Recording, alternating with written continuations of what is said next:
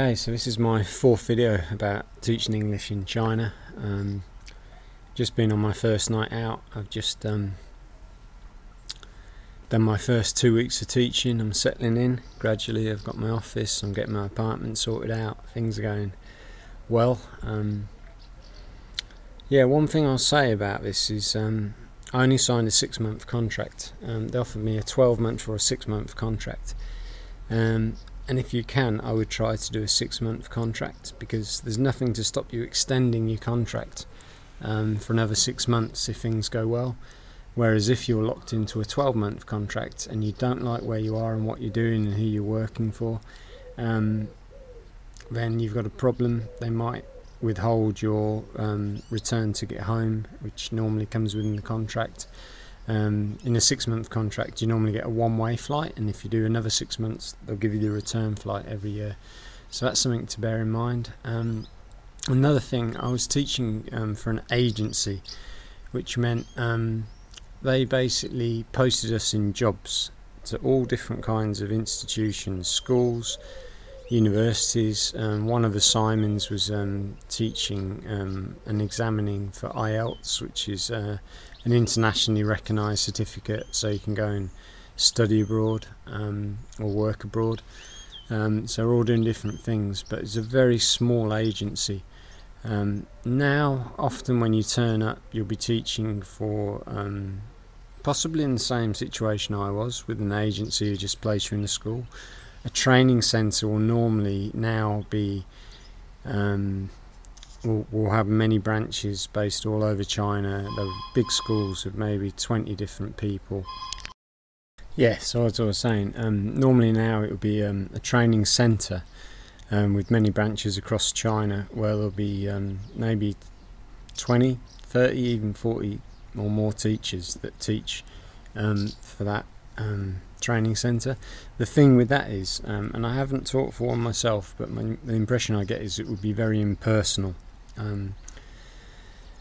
The best jobs, from what I can gather, are university jobs, like I had in Thailand.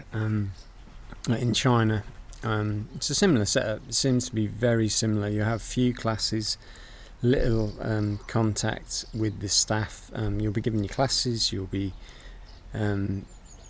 maybe given a syllabus and have to mark exam papers and hand in papers at the end of semesters, but you'll be left alone to teach. The only thing with that, from what I can gather also, is it's not that well paid in China. People do it so they can do other things in their free time. So the main perk of that seems to be having a lot of free time and independence, whereas training centres will grind you. You might have 30 teaching hours a week. That's a hell of a lot of teaching hours. I have at times taught 30 teaching hours a week and you are knackered, you're really tired, so I would not recommend doing that. Best first job might be kindergarten, like I did. Go to a kindergarten, although even that's changed a lot, where it's become a lot more industrialised, and you might have a lot of classes be expected to do demonstration lessons for parents, so they can see what you like and decide if they want your kids to work, if they want their kids to work with you. It's changed a lot, because I haven't been there now for a long time, but that was the basic situation back then. I'll also say, yeah, with that teaching agency, being so small, they just had, because they had other businesses, they were Sichuan Ruda Economic and Development Corporation, so they placed people. They were a general teaching agency which placed Chinese and foreigners in jobs. So we were just a small element of their business. And they only had a few teachers. Some were based outside the main city, and they only had a few within Chengdu itself. And that's why that first night out was so great, because it was the two Simons that had been there a year already, the great Canadian guy who wanted to go to Japan, and me. It was a very intimate night from that point of view. The Irish bar had like genuine pints of Guinness and stuff, and they stuck with us like through that whole 6 months that I was there doing the contract. We socialised with the two girls from the agency all the time. They really took care of us. I'll quickly mention the apartment that I was given was right behind my school, which some people might think, oh god, that's too close to school, but it was literally, you walked out the door and you had to go around the corner and then into a gated community, and I was left in complete peace. No one ever came to see me, no one ever came to check up on what I was doing. I was given complete independence there in terms of what I was doing. It was a beautiful big apartment as well, 2 bedrooms, kitchen, overlooking a street, with lots of going on downstairs. They were playing mahjong, like Chinese chess, downstairs all day long, drinking tea, the older people. So that was really nice. What else I've got to talk about? Oh yeah, and again, they took really good care of me, this agency. Yeah, so the agency that I was working for took me for my medical. I had to get my work permit. Terry took me to the small hospital, private hospital for foreigners. Where I had to stick my arm through a window to get a blood test. And they did a chest X-ray. I've still got those somewhere. Examined everything, but they did all that. Took me to the police station, had to register. Everyone does in China, you have to register with the local police, so we did that.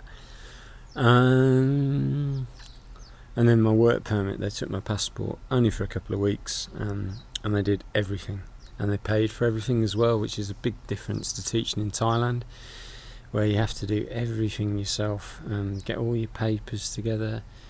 It cost me £100 a year for visa and work permit, which is $130 right now. So that was great. They did all that. Another thing about them, they weren't a teaching agency, a general agency, placing people, Chinese and foreigners, in all kinds of jobs. But the 2 girls assigned to us just dealt with us. And back to where you should teach. I said university was the best job. Actually, private school, a private international school in China would probably be the best place you could teach if you're properly qualified. You'll get a really good salary there. $3,000 ish a month, probably a free apartment and all kinds of other perks. My mate's doing it right now. And his kids get a free international education at that school.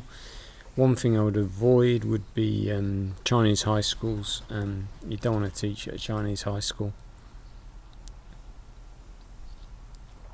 because there'll be, some of my mates were doing that, and you'd have like 100 or 200 kids in a class. You've got no time to give them individual attention. You'll probably be on a microphone at the front of the class, giving the class. Really not nice at all. And if you have to grade any exams for those classes, think about it, or write reports, 100 or 200 students, it's going to be a nightmare. So I'd avoid high school.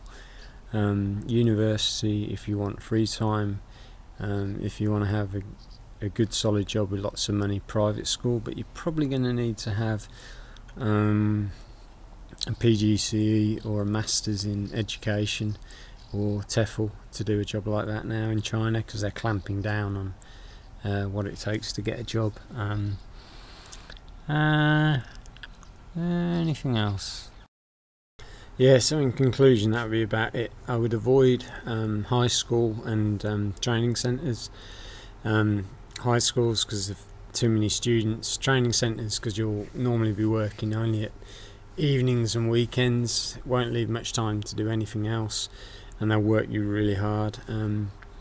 Kindergarten is an easy introduction. University, if you want to have a job with older students who you can have more interaction with, which is a big thing for me, and more free time for private projects. And then if you want to make money and put something on your CV, an international school will take care of you very well. In my next video I'll talk a bit more about settling in, the people I met, how the weekends out and the nightlife developed, some of my meetings and encounters with Chinese women who wanted to be girlfriends. There were at least 6, and it was all not good, and not good from the point of view I didn't want to do it, and I turned them all down. And it's very funny, the stories of how that all developed. And then I'd say that's about it for now.